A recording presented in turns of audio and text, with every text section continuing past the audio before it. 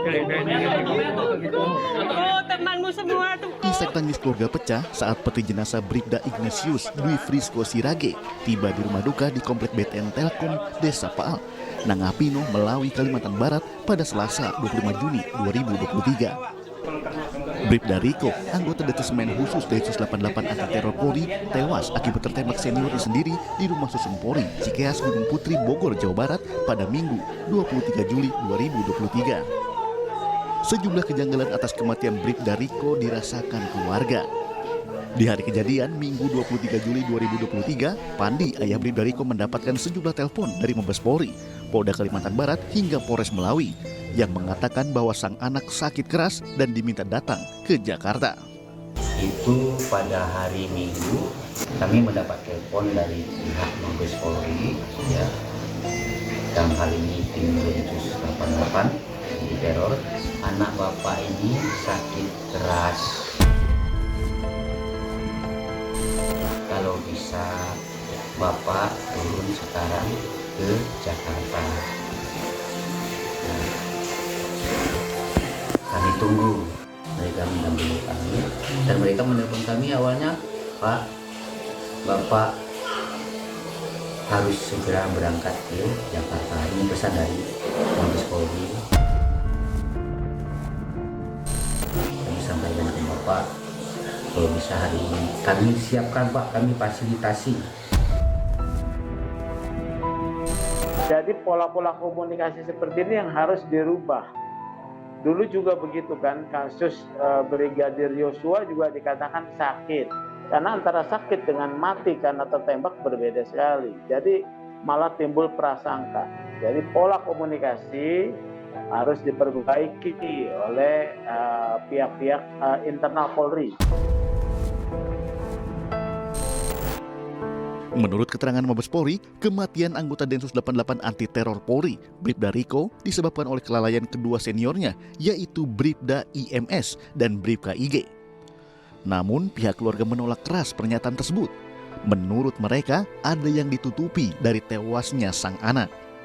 Penjelasan yang sudah diberikan oleh Mabes Polri, ya, yang mengatakan bahwa anak kami ini tertembak dengan alasan tidak sengaja, itu kami sangat menolak keras. Itu sepertinya Polri sengaja sepertinya menutup-nutupi permasalahan yang dialami anak kami ini. Menurut pihak keluarga, Bribda Riko ditembak oleh seniornya karena menolak bisnis senjata api ilegal. Dugaan tersebut muncul setelah ayah korban mendengar penjelasan tim penyidik Mabes Polri, tim Densus 88 pada saat di Rumah Sakit Polri Kramat Jati ketika menjelaskan kronologi peristiwa yang menewaskan anaknya. Ayah korban semakin yakin setelah melihat bekas tembakan di belakang telinga kanan yang tembus ke belakang telinga kiri. Dari hasil otopsi, petugas menemukan satu luka tembak di bagian belakang telinga kanan tembus belakang telinga kiri Bribda Riko. Pada saat mereka menjelaskan kejadian itu, ya, pada awalnya anak kami ini dipanggil oleh 3 seniornya. Nah, 3 seniornya, kemudian datanglah anak kami ini ke flatnya seniornya itu. Nah, rupanya 3 seniornya ini sudah dalam kondisi setengah mabuk atau mabuk. Ya, sehingga kedatangan anak kami ini ke situ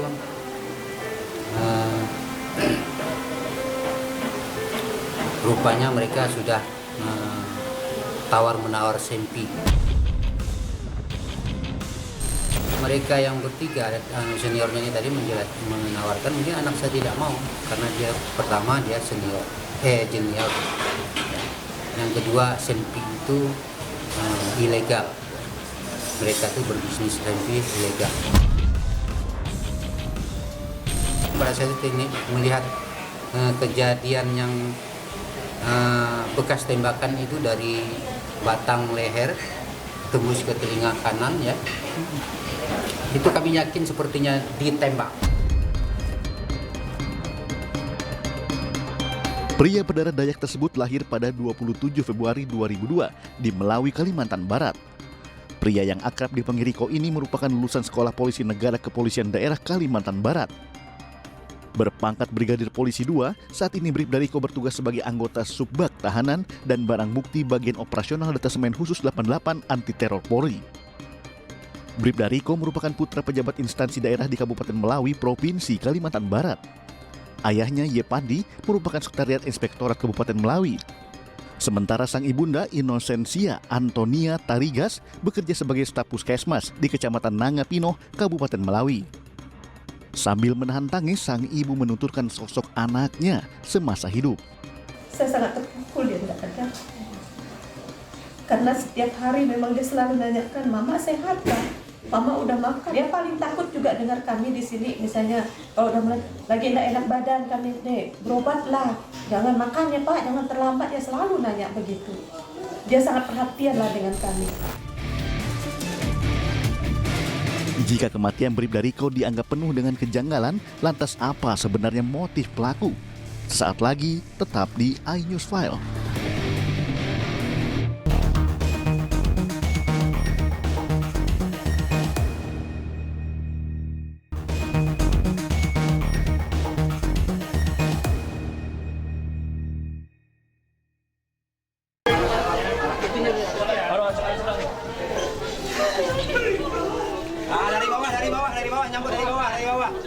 Kasus tewasnya anggota Densus 88 Polri Bribda Ignatius Dwi Frisco Sirage di Rumah Susun Polri Cikeas Gunung Putri Bogor, Jawa Barat memantik sejumlah pertanyaan.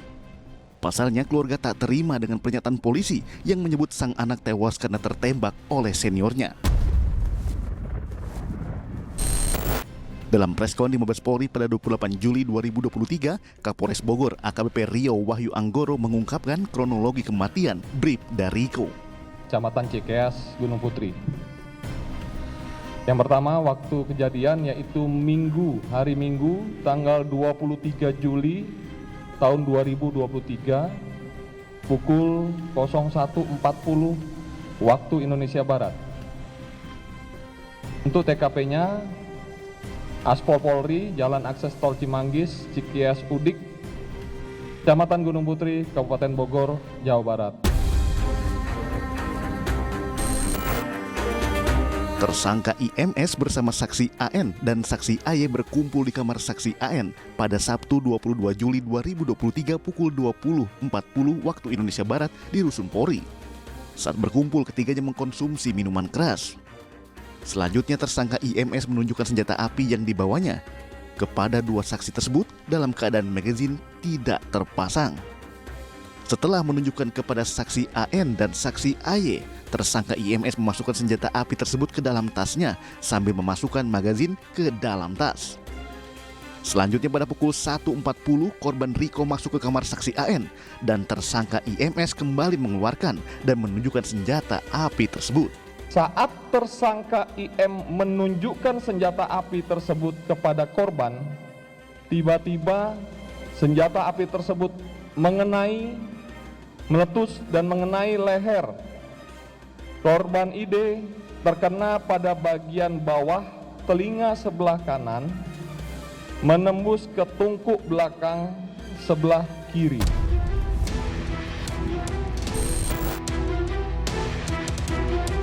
Sementara, menurut Ketua Indonesia Police Watch Sugeng Teguh Santoso, luka tembak pada tubuh Bribda Riko bukanlah tembakan karena kelalaian. Arah luka yang terjadi, luka itu kan lebih cenderung luka yang sejajar ya, horizontal. Luka sejajar horizontal ini dimungkinkan, kemungkinan besar adalah senjata yang dia acungkan. Senjata yang diacungkan, bukan senjata yang meletus ketika dikeluarkan dari tas, gitu ya. Jadi yang diacungkan karena tangan sejajar dengan kepala. Dari hasil penyidikan sementara, Polres Bogor menetapkan 2 orang tersangka yang saat ini berada di tempat khusus di Provos Divisi Propam Mabes Polri, yakni Bribda IMS 23 tahun sebagai pengguna senjata api. Dan yang kedua Bribka IG 33 tahun sebagai pemilik senjata api rakitan ilegal.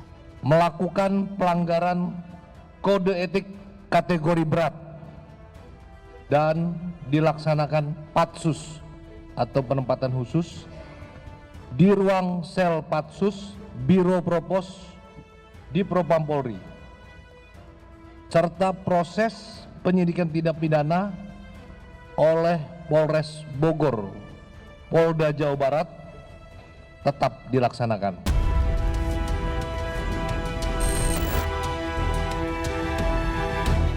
Meski tidak berada di lokasi saat peristiwa penembakan terjadi, Bribka IG, sang pemilik senjata, turut dijadikan tersangka. Ini adalah orang yang membantu menyediakan sarana.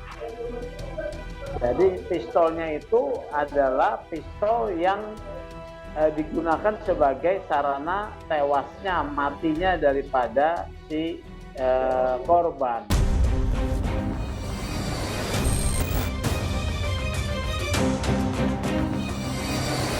Dalam kasus tewasnya Bribda Riko, kedua tersangka terancam hukuman mati atau hukuman penjara seumur hidup atau hukuman penjara paling lama 20 tahun. Pasca tewasnya Bribka Riko di tangan seniornya sesama anggota Densus 88, sejumlah fakta pun terungkap. Pelaku IMS sempat akan melarikan diri usai kejadian.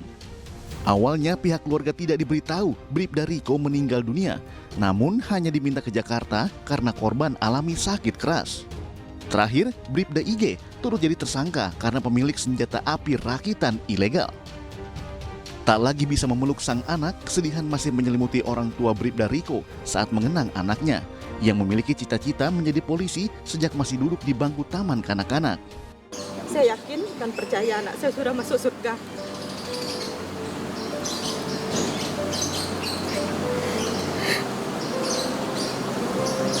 Saya yakin dia sudah bersama para kudus di surga.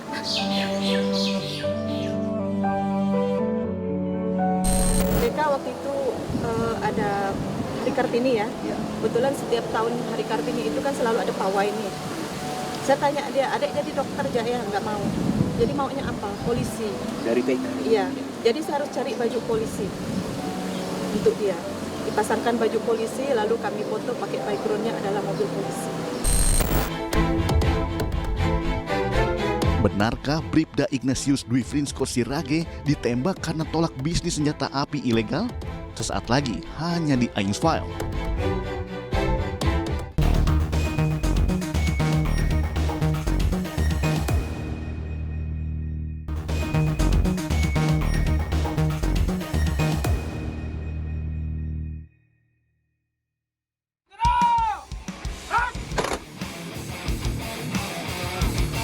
Rabu 26 Juli 2023, jenazah Bribda Ignatius Dwi Frinsko Sirage dimakamkan secara militer.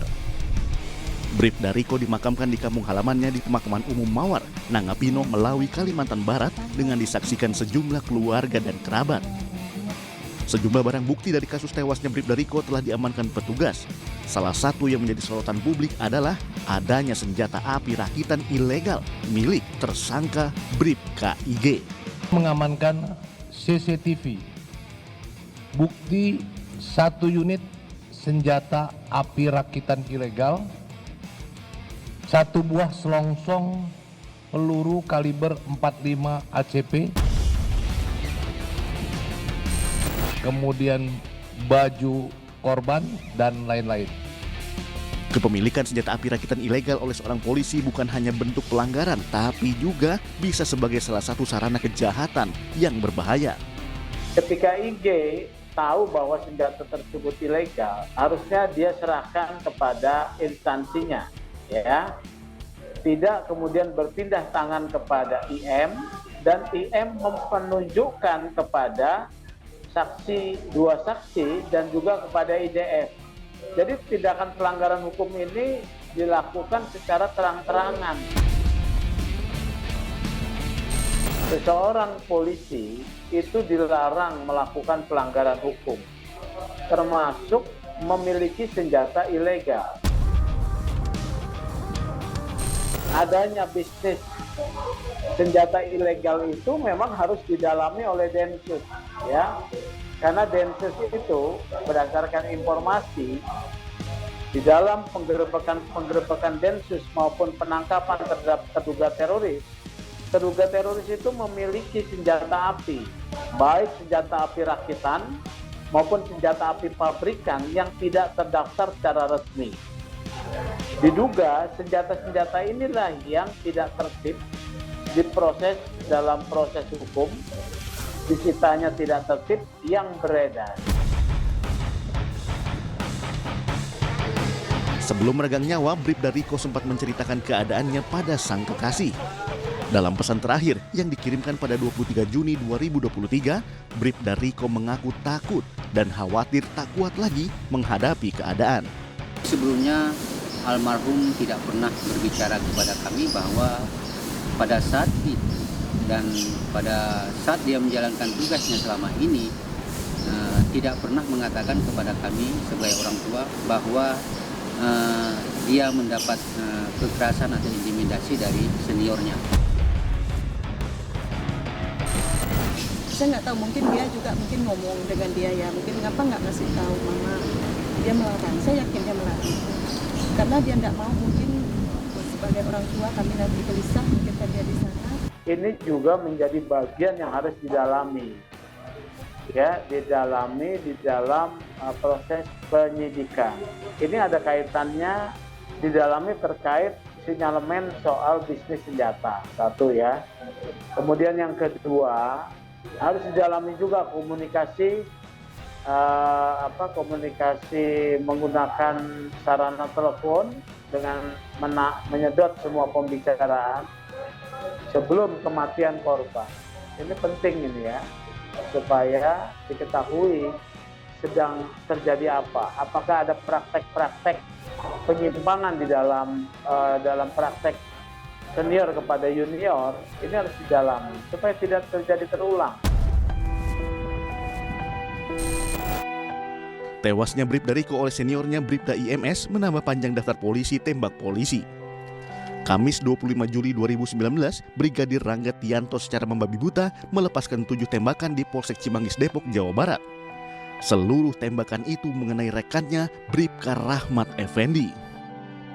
Penembakan terjadi karena Bribka Rahmat mengamankan remaja pelaku tawuran berinisial FZ bersama barang bukti berupa celurit yang merupakan keponakan Brigadir Rangga.